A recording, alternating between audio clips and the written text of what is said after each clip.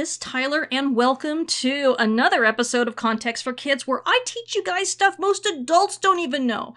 If this is your first time hearing, or if you've missed anything, you can find all the episodes archived at contextforkids.podbean.com, which has them downloadable, or at contextforkids.com, where I have transcripts for readers, or on my Context for Kids YouTube channel. So kids, I'm going to ask you a very important question, so pay close attention. Who are you? So when I asked that, what happened? What did you think of? Did you say your name? Did you think about how old you are? How about what grade you're in at school or what you're good at? Did you maybe think about your family and how you fit in? Whatever you did, you were able to do because of your memory.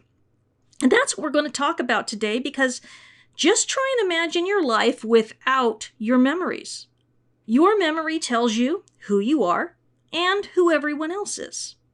Your memory is why you know how to do things, and also why you can learn new things and keep on doing them. Your memory tells you who loves you and who doesn't. Because of your memories, you know who's safe to trust and who to avoid. Your memories help you to know what you are and are not good at. In your memories, you can go back in time and explore happy events or sometimes sad ones. Memories can make you mad, sad, glad, or confused. But who you are today has a lot to do with what has happened to you, what you've done, and how you remember it. Our memories are incredibly important because without them, what would we even think about ourselves or others? Now, if you were to ask me who I am, I would say I'm 53 years old, that I'm married to Mark, and I'm the mom of Matthew and Andrew, that I have a college degree in chemistry, and that I love to read, and that I'm a Bible teacher. I would tell you that I've loved Jesus since I was 29 years old. And I could also tell you some awful things I did before that, and terrible things people did to me. Those are the main things I remember when people ask me who I am. Those things are part of me, and all those things together, plus a whole lot more, have made me into the very unique person I am today. There is no one exactly like me. Or like you. We've had millions of different experiences, and we've lived in so many different places, and we look different and have different cultures and customs. What's normal to me might be really strange to you. The things that I love to do, oh my gosh, you may hate. Our memories tell us not only who we are, but also what we think is good or bad, nor normal or weird. Every day, you make a whole lot of decisions based on your memories of what has happened to you in the past or what you've heard of. Without our memories, we would stop being us. What that means is that our memories are very important, but they aren't the whole story, just like we talked about your history not being your whole story. You know, I have a very good friend, and something horrible happened to him once, and he was sharing it, and it was very hard for him to do that. What happened to him was worse than anything that has ever happened to me in my entire life. And remembering that is hard for him for a lot of reasons. It not only hurt his body, and, that is hard to remember, but it hurt him inside his mind and in his feelings too. And when we get hurt like that, it's easy to think that there's something wrong with us, that we're bad and that we should feel guilty, or if that we were just better or more lovable, that no one would hurt us like that. But because we always remember, right? Memories don't go away just because we want them to. But I told him that what happened to him wasn't about him, and so it didn't say anything about who he was. The bad thing that happened to him was about the people who did that to him. They made a bad decision, and they hurt my friend. No one deserves to be hurt. No one can say that what they did to him was okay because of anything he did. I always want you to remember that if people hurt you and try to make you feel bad about it or like you deserved it, it's because they don't want their memories to tell them that they are bad people doing bad things. They want to remember what they did differently than it really was. Now, a long time ago, I read a book with a really great quote in it. It said, "Your enemy is never a villain in their own eyes." So, what does that mean? Well, it means that none of the terrible people in history saw themselves as bad. Do you think Hitler thought that he was a bad guy? No way. He thought he was saving the world from all the people he hated, people he thought weren't really people at all. Hitler didn't see every human as made in the image of God. He thought that only some people were, and the rest needed to be killed. In Hitler's way of thinking, he and everyone who worked for him were heroes. Isn't that scary? And there are always people like that. Do you think bullies see themselves as wrong or evil? Of course not. They think the people they're hurting deserve it for, whatever reason they told themselves. And you know what? Sometimes we do that too when we do something wrong and then tell ourselves a different story about what happened. And we even start to believe it if we're not careful. Now, many years ago, God had to deal with me about something bad that I was doing, but I told myself it was actually good. Actually, he's had to do a lot of that with me, for a lot of different reasons. I'm just like most people. When I act like a jerk, I don't always want to be honest with myself because no one wants to think that they're a jerk. We want to think good things about ourselves because if we don't, life is very unpleasant. So we come up with excuses of why the wrong thing we did wasn't really wrong, or why the other person deserved it, or maybe we tell ourselves that they're making a big deal about nothing because we don't want to apologize. And actually, I think we all do it with our families most of all. Or we lie because we don't want to get caught for doing something and we think that's just easier. But anyway, I used to kind of beat people over the head with my Bible, and I'm not proud of it. I could be really mean and harsh, and I would tell people things they weren't even remotely ready to hear. I was very foolish, and I didn't love the people I was talking to. I was just angry at them and frustrated for not doing what I thought they should be doing or whatever. But you know what I did? I told myself that I was good because I was just speaking the truth in love and it was their problem if they didn't want to hear it. Oh no, the problem couldn't be me, or that's what I told myself anyway. But I was lying because there was nothing loving, kind, or patient about how I was talking to people. Except I didn't know I was lying anymore because I'd lied to myself so many times that I couldn't even see the truth. By lying, I changed who I was in my mind from a Bible bully, which I actually was, into some sort of angel of mercy. But God can do some amazing things, and one day, all of a sudden, God made all my lies disappear, and I could see the terrible things I had done, and my excuses and lies didn't work anymore. They didn't protect me from seeing the truth. I saw what I'd been doing the exact same way that God saw it. And from that day on, it became very difficult to me, to lie to myself when I was being mean. God changed how I thought about myself and remembered about myself, and it changed who I am. Now, I still did all those mean things in the past, but he made it so that I could remember it honestly. I saw who I really was, and that made it so that I could be a different kind of person afterward. And that's not the only time he's had to do something like that. But how about your memories? Are you always honest with yourself and others about the things you've done? Do you make bad choices and then make excuses or blame someone else or just lie about it ever happening at all? Have you ever had someone else blame you for something they decided to do? Did you know that they were lying? Did they act like they believed what they were saying? When we lie about our memories, we eventually become people who lie without even thinking about it, just like I used to do. When someone talks about something I know about and their version is not honest, it makes me really mad, and especially if other people believe them. I remember once there was this really bad bully, and he lied about me to so many people and tried to hurt me.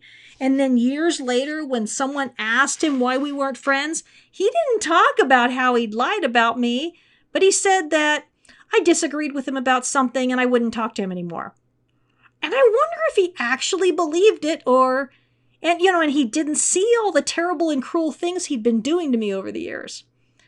Because of what he told others about what happened, it changed him in his mind from the bad guy to the good guy in the story.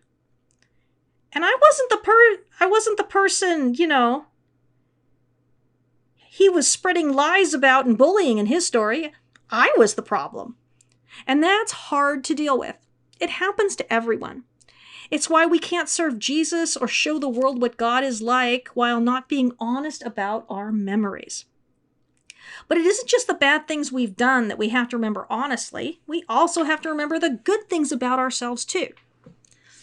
Did you ever make a mistake or a bad decision and then tell yourself that you're just hopeless and worthless and absolutely everything you do is wrong and bad and be better for everyone if you'd never been born? Well, you aren't alone. Most of us tend to be very hard on ourselves when we feel embarrassed or guilty about something. If we fail a test because we didn't study, or if we promised to help a friend and then we play video games instead, or if we forgot to put the chickens in the coop for the night and the weasels got them, or our bike gets stolen because we threw it on the front lawn instead of locking it in the garage. At times like that, sometimes we aren't honest about our memories either. No one who feels guilty or embarrassed or sad about the things they do wrong is a totally bad person, or they wouldn't feel those things. A totally bad person wouldn't feel bad or care at all, right? But I bet if you try, you can think of things that you have done to make people smile or to help people out or were kind or did really good on a test or were responsible.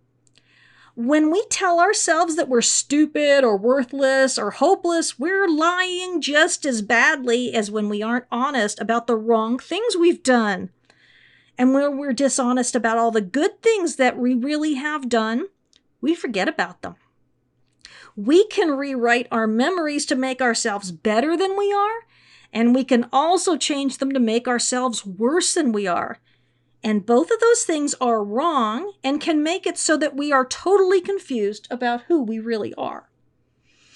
And it's also a big mistake to pay too much attention to people who aren't honest with us or about us either. They can also mess with our memories. What if you beat up a little kid? Don't ever do that, by the way. And some of the people around you cheer you on and tell you how tough and strong you are. Well, they're trying to change the memory that Jesus wants you to have about what happened. If you beat up a little kid, Jesus does not want you to feel good about it, all right? He wants you to understand that you decided to act like a bully when you're supposed to protect people who are weaker and smaller. He doesn't want those other kids changing what your memory should be by telling you that you're, a big hero. No, sir. And what about the kids and adults who never do anything except tell you how awful you are, or stupid, or clumsy, or whatever they come up with? Well, anyone who never tells you anything nice is not worth listening to, and people like that, generally pick on a lot of people. Don't let them change your memories about who you are. Not only is it important for you to always be honest with yourself about your abilities, talents, and your character, and not think of yourself as too awesome or too horrible, it's also important to be honest with yourself about what others say to you. If someone calls you mean, then ask God if you are mean. If someone tells you that you should go sing on American Idol, then get another opinion, because some of those people who auditioned had friends and families who were not honest with them about their voices. Your happy memories are a gift from God, and so be careful who you share them with. There's a verse in the Bible about being careful not to throw your pearls before pigs or what is precious to you to the dogs. Your happy memories are like treasure and pearls, and they can be about all sorts of things. Maybe you failed and failed at something, but kept working at it, and one day you did it. Well, that's an incredibly happy thing. What about a great day with family or friends? Did you win a race or get an award? Did you read a really hard book? Did someone you respect tell you good job in front of a lot of other people? What about the day you met your best friend? Or got a new puppy or a kitten or a rabbit or whatever? Maybe you remember hearing from Jesus about something that was bothering you. Maybe you got good news. Maybe your favorite team won the big game. Or you saw fireworks or went swimming in the deep end or ate something that was totally amazing. Let me tell you my happiest memories. I used to take lunch to my twins when they were in first grade, and Andrew always wanted me to kiss his eyelids before I went back home.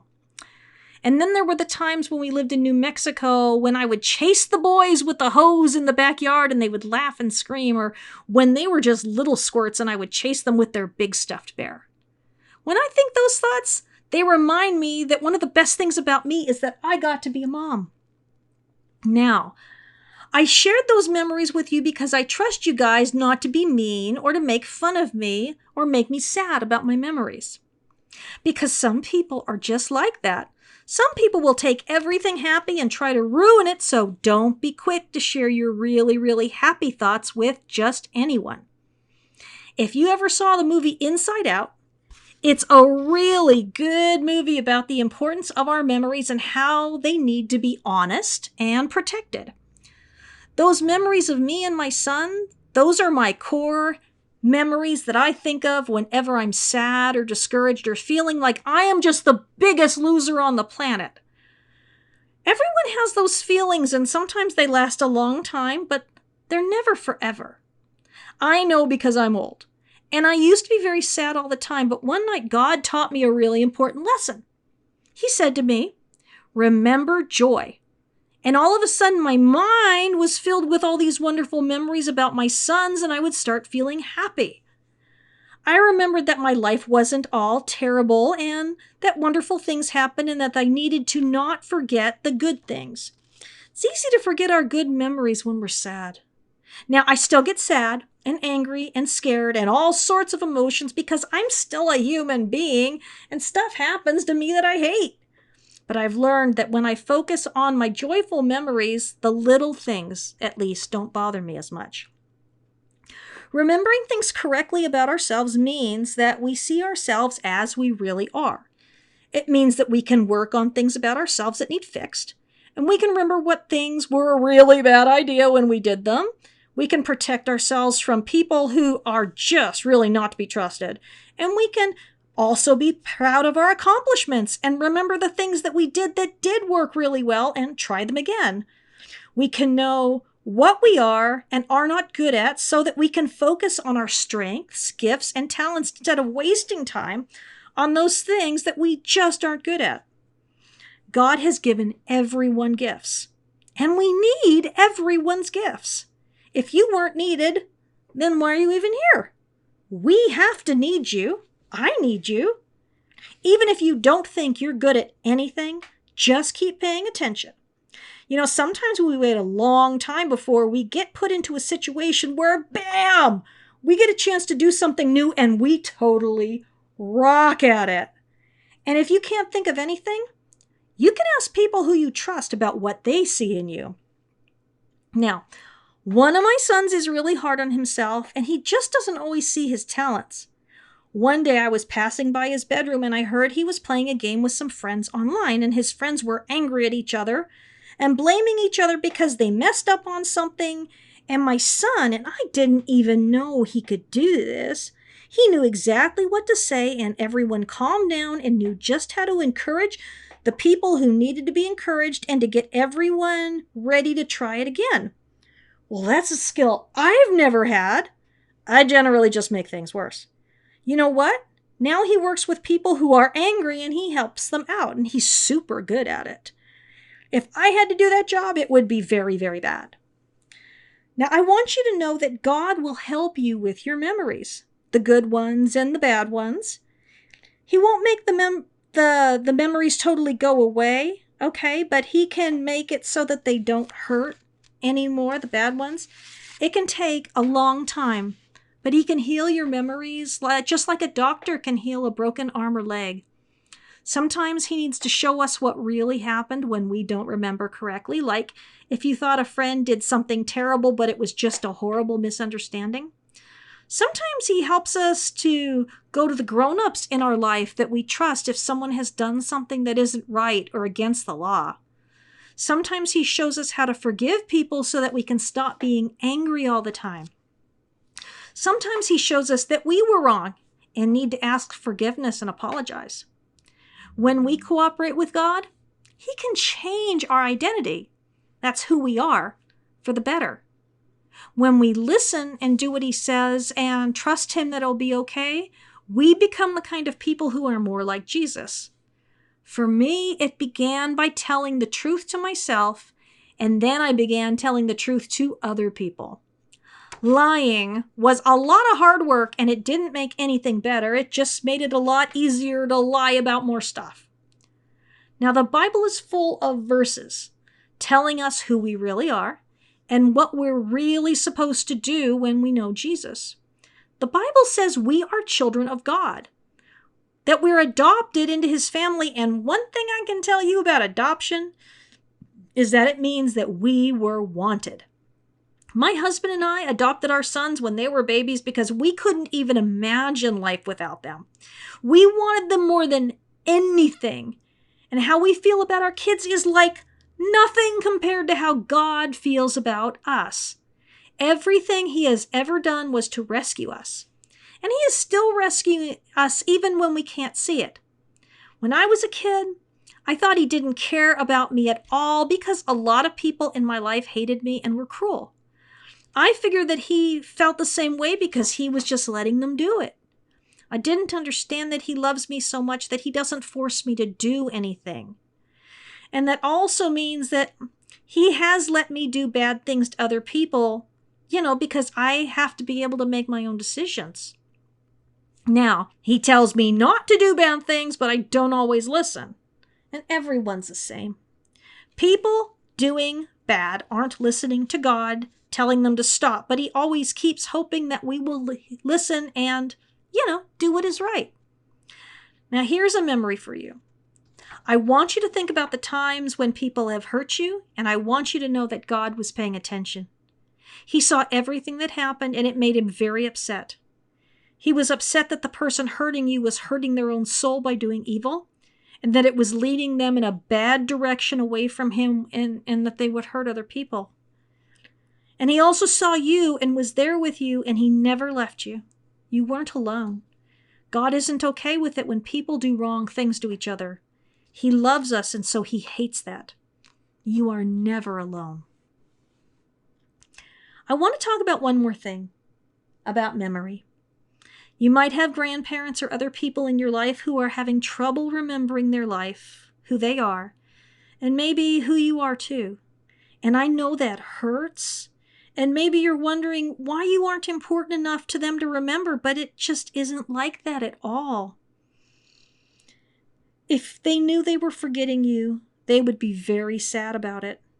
But the part of their brain that controls what they remember is broken, and we don't know how to fix it. Brains are just like any other part of the body. They can stop working. They can have diseases, and the chemicals that they need to work might not be getting to the right places. So many things. Really, when we look at how amazing and complicated our brains are, it's just amazing that they don't break down all the time, but God designed them so well that they mostly just work pretty perfectly, pretty much all the time. But there are diseases like Alzheimer's and dementia that cause people to begin to forget things, and even the people they love most in the world. They can't remember who they were sometimes. And so they can't remember how to act toward people, and they might be mean to the people who love them. If they remembered themselves, that would never happen. They would know how important you are, and they would remember how much they love you. You are worth remembering, and you are always worth being kind to. I love you. I'm praying for you, and I want you to spend this week remembering what is wonderful about you.